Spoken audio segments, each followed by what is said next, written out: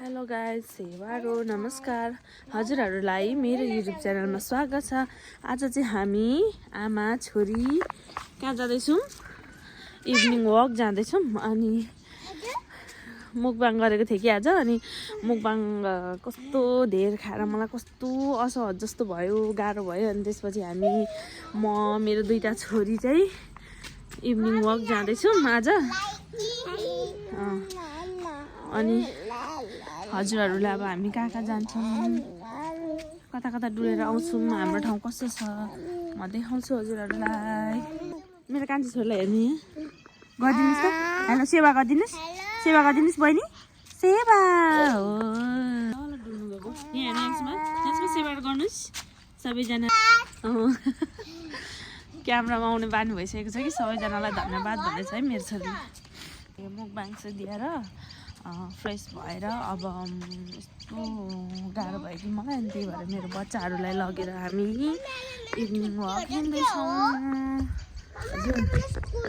हजुर तपाईँको स्कुल लागेन नि आज? लागेन स्कुल? यहाँ हेर्नु, यहाँ सोध्नुहोस् त म्यामहरू। हो चाहिँ आफ्नै तालमा आमा छोरी तिनजना हल्ला गर्दै गर्दै गर्दै गर्दै हिँड्दैछौँ। नानीमा यता हेर क्यामेरामा। हाई, खै हाई गरिदिनुहोस्। High high. मलाई भ्लग बनाउनु सघाउँछ मेरो छोरीहरूले दुईजनाले।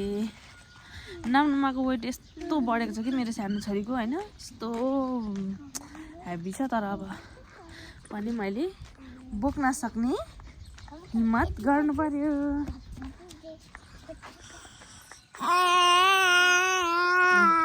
मेरो छोरीको गीत पनि सुन्नु होला, गीत गाउँदैछ मेरो छोरीले। हामी यस्तो आरामले हिँड्छौँ, यस्तो सफा छ, शान्त छ। त्यो बेला चाहिँ हामी बुढाबुढी नानी हिँड्थ्यौँ होइन। आज चाहिँ बुढा पनि आउनु भएन। अनि मलाई कस्तो अब कोसँग गफ गर्नुभयो होइन। अनि मेरो छोरीहरूसँग गफ गर्दै गर्दै हजुरहरूसँग पनि गफ गर्छु भनेर मैले भ्लग स्टार्ट गरेको छु। जस्तो भए पनि जे भए पनि हजुरहरूले मेरो भ्लग चाहिँ हेरिदिन पर्यो।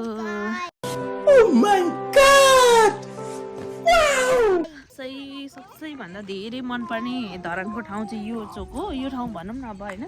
यसलाई चाहिँ यहाँदेखि तल चाहिँ कोरियन चोक पनि भन्छ। अनि यता माथि चाहिँ के भन्छ भने तलतिर चाहिँ मेरै नाम भन्दो रहेछ क्या। अब यो चोकको ठ्याक्क नाम चाहिँ सिर्जना चोक अरे, सिर्जना मार्ग अरे यहाँ छ होइन। तर मलाई यहाँदेखि तल चाहिँ यस्तो मनपर्छ। हेर्नु यस्तो दामी छ यहाँतिर, कस्तो राम्रो छ, यस्तो मनपर्छ नि यहाँ त। धरानको यतातिर चाहिँ मेरो फेभरेट ठाउँ हो यहाँ। बनाउँदै हिँडेको मेरो छोरीको त हेर्नु न, यी सक्स नै कहाँ झारेछ। एउटा मात्रै सक्सले चाहिँ खुट्टा चलाएर मान्छेलाई त हाय। ऊ चाहिँ फेरि भिडियो बनाउनु भने चाहिँ यस्तो चम्किन्छ। अब कहाँ झार्यो सक्स? एउटा चाहिँ रहेछ, अर्को चाहिँ रहेन रहेछ क्या। खोज्नु हाम्रो सक्स चाहिँ हराएर मेरो छोरीको।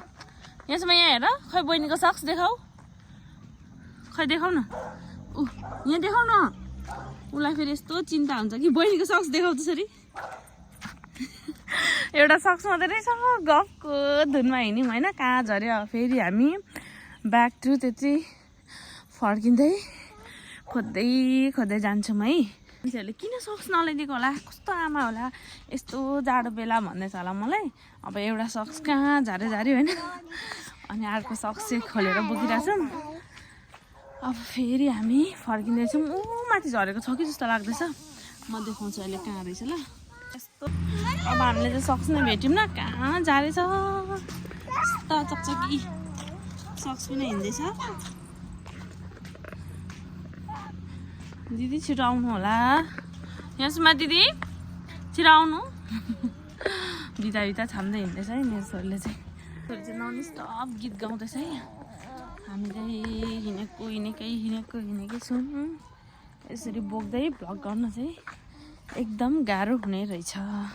तर पनि म बोकेर हिँड्दैछु। के भन्छ नि त्यो भैँसीलाई कहिले आफ्नो सिङ भारी हुँदैन अरे भन्छ नि, त्यस्तै भइरहेको छ है मलाई चाहिँ। गाह्रो पनि भइरहेछ, तर फेरि यस्तो फिल गरेको बेला गाह्रो पनि हुँदैछ। फेरि त्यो वास्तै गरेन भने केही न केही क्या यस्तो भइरहेछ। हामी चाहिँ अब फेरि फर्किँदैछौँ भेट्छौँ कि भेट्दैनौँ है हामी कति पनि टाढा गएको छौँ न क्या अहिले चाहिँ खासले घर आइपुग्न आँटिसक्यौँ तर हामीले सक्स नै भेटेको छौँ घर आइपुगिसक्यौँ सक्स खोज्दा खोज्दै तर हामीले कहीँ झारेको रहेछौँ अब घरमा झारेको छौँ कि हेर्छौँ हेर्नु तपाईँहरू पनि बाटोमै हरायो नि त आखिर कहाँ गयो बाबा हेर्नु न हामी चाहिँ सक्स खोज्दा खोज्दै घर आइपुगिसक्यौँ कि सक्स त छैन त आखिर सक्स कहाँ गयो अब के गर्नु फेरि खोज्नु जानु अब ले चाहिँ भन्छ बच्चाहरूको त्यसरी लुगाहरू केहरू हरायो भने कहीँ छोड्यो भने बिरामी हुन्छ भन्छ नि अब मलाई त डर लागिसक्यो होइन अब हामी फेरि त्यही खोज्नु जाँदैछौँ अर्को सक्स लगाएर मेरो छोरी यहाँ सक्स लगाउँदैछ फेरि बाबाले लगाइदिँदै हुनुहुन्छ अब फेरि हामी जान्छौँ मेरो भान्जा म याम्सुमा नाम्नोमा ल हेर्दै गर्नु हामी चाहिँ फेरि फर्क्यौँ हेर्नु न अब कहाँ हरायो नि खोज्नु जाँदैछौँ अघि चाहिँ 3 जना गयौँ अहिले चाहिँ 4 जना भएर जाँदैछौँ है बेबी हाई गरिदिनुहोस् सेवारो खै सेवा सेवा यता बाबा यता खोज्दै गएको थियौँ हामी अब जम हामीसँग खोज्दै कहाँ झऱ्यो होला आखिर हाम्रो सक्स कुन्टुले फेरि अर्को सक्स लाएर आइसकेको छ नानीमाले नानीमा हे कस्तो भुल्नु छोरी भाइ ऊ थियौँ नि सक्स कहाँ हरायो भनेको न सक्स चाहिँ यहाँ हेर्नु न ऊ यहाँ रहेछ सक्स चाहिँ यति सक्सको लागि होइन अब यो किम्ती त होइन तर पनि अब यसरी हरायो भने बिरामी हुन्छन् भन्ने छ नि त अनि त्यही भएर डर लागेर खोज्न आएको हामी भेट्यौँ यो ब्लगभरि चाहिँ सक्सकै मात्रै कुरा हुन्छ होला सक्स भेटिसकेर पनि फेरि हामी अघिकैतिर हामी एकचोटि के गर्न जाँदैछौँ हामी इभिनिङ वाक जाँदैछौँ नानुमा हेलो बेबी खै हेलो उसले दिने भनेको हाई बाई माया बेबी माया माया नखाली गरिदिनुहोस् खै नकल पारिदिनुहोस् आफ्नो बच्चाहरूको चाहिँ यस्तो क्युट होइन अब नयाँ नयाँ कुराहरू देख्नु पाउँदाखेरि चाहिँ एकदम खुसी लाग्दो रहेछ मेरो यस्तो सानो छ मेरो 3 वर्षको फरक छ कि 2टा बच्चा मेरो नानीहरू चाहिँ 3 वर्षको फरक छ अनि मलाई चाहिँ बेला बेला चाहिँ अब कस्तो गाह्रो हुन्छ होइन फ्रस्ट्रेसन भएको जस्तो टाइपको अर्को पनि कुरा बुझ्दैन कस्तो गाह्रो लाग्छ होइन तर अब कुनै तर उनीहरूको अनुहारहरू यस्तो हाँस्दा बोल्दा अब होइन आफूलाई माया गरेको देख्दाखेरि चाहिँ कति धेरै माया लाग्छ कस्तो कुहिरो लागेको हाम्रो धरानमा चाहिँ होइन अनि के कुरा गरेको थिएँ यहाँ यस्तो साह्रो हुस्सु लागेको छ तर पनि कस्तो मजा खालको भाइब आइरहेको छ हामी चाहिँ हिँड्नु गएर अनि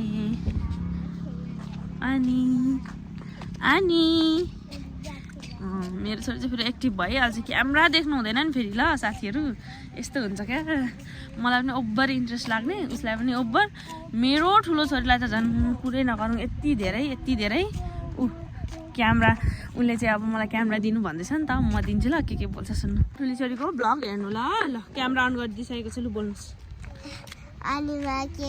मोबाइल पक्रेर बोल्नु न लु पक्रेर बोल्नु अनि मेरो संसारले नि अलिक अहिले त तल पुगिसक्यौँ यस्तो गल्यौँ अब चाहिँ पचे है 40वटा मोमो पचाउनु यति गाह्रो भयो के गर्नु भयो अहिले चाहिँ अलिक पच्यो अब फेरि बिस्तारै पच्दैछ पनि बोक्नु सक्दैन मेरो छोरी चाहिँ उसको दादा भनेपछि हैरान हेर न मैले दादालाई नगला एकछिन पनि बोक्नु सक्दैन मलाई यस्तो गाह्रो भइसक्यो म गलेर म यति गलेँ अहिले चाहिँ मैले नाम्नुमालाई सनसाइन दादालाई बोक्नु लगाएको छु तपाईँहरूलाई म एउटा कुरा देखाउँछु ल यहाँ यस्तो दामी फुल छ यहाँ चाहिँ हामी जहिले हेर्दै हिँड्छौँ अलिक ढिलो आयो नि हो यहीबाट आएको थियो कि कहाँबाट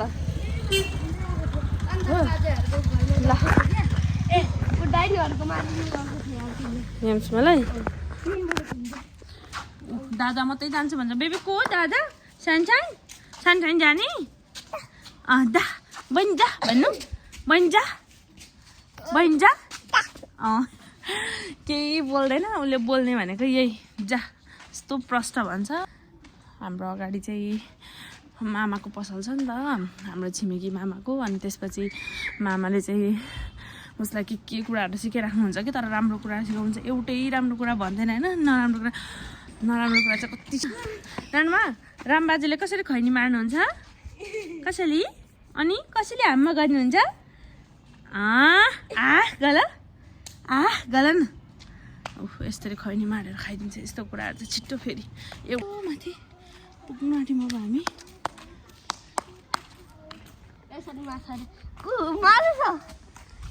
के गर्दैछ क्ल्याप गर्दैछ मेरो छोरीले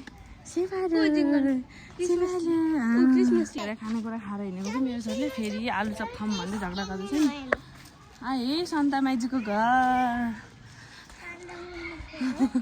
सन्ता माइजूको घर है सन्ता हाम्रो चोकको त के कुरा गर्नु यस्तो छ कि सोयाको मम्मी हेर न माथि आमासँग भेट भयो सोयाको बाबा हेर्नु कहाँ हिँड्दै गर्नुभएको ए गलेर आइपुग्यौँ हामी हाम्रो चोक त फेरि यस्तो राम्रो छ नि हेर्नु अब हामी पुग्न आँट्यौँ साइली बस्दा चारोको बाल हामी चाहिँ घर आइसकेर पनि खाना बनाइसकेर खाएर अब चाहिँ हामी सुत्नको लागि के भएको बेबी रेडी भएको bye bye guys see you love you सबैजनाले मलाई सब्सक्राइब गरिदिनु होला बाई बाई कमेन्ट अनि शेयर बाई बाई आमालाई